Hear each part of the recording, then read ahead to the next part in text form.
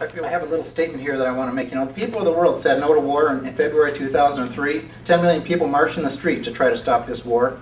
And congratulations, America, as we're coming up on the 5th year anniversary. Congratulations, 1 million dead. We've killed more than 1 million easily in our attacks on Iran and Iraq, including fomenting the Iran-Iraq war, including the 500,000 children killed during the 90s, and now nearly 1 million dead in this war.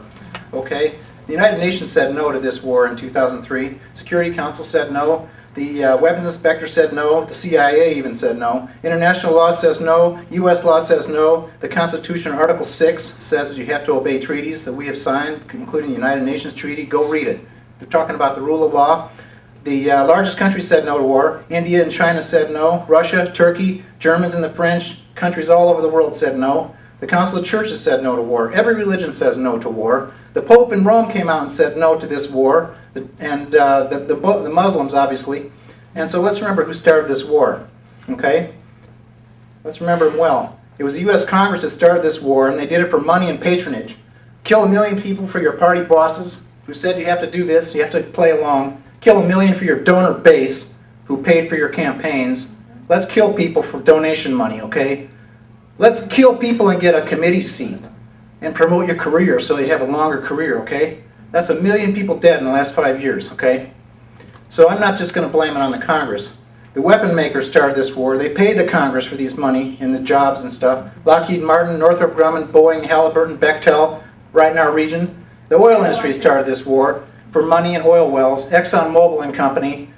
Generals in the Pentagon started this war so they could get money and bonuses, so they could get another star, so they could get a little more retirement money, a little more prestige, and boost up their career. They did it. Not because they're defending America. Nobody's attacking America. These generals are corrupt. Hundreds of them. They know it's illegal. They're not defending America. They're a bunch of corrupt liars.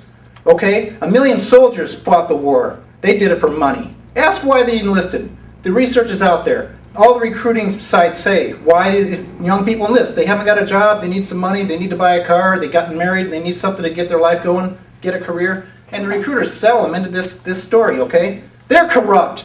They're killing 1 million people for money. This isn't defending America, and they're not noble. There shouldn't be a Veterans Day. They disserved America. They didn't serve America. If you cut their pay, they'd quit in 5 minutes and they'd get a job like everybody else. I call on the U.S. Marines and Army, all of them should quit. They should walk away. They're mercenaries, they're working for pay. Okay, the corporate media started this war with their propaganda and lies. Why did they do it? For money. They did it for advertising money.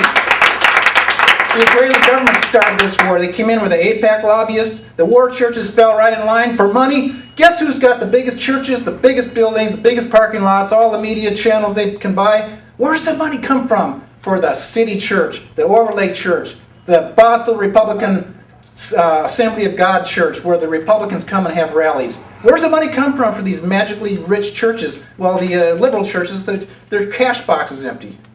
There's money under it. The racist bigots, and there's a racist theme in this country, I hate to say it, my fellow Americans, white supremacy is lurking very under the surface, okay? Right. And these guys voted for Bush. They voted for the war. They did it for thrills and kicks. This is mob psychology is all it is.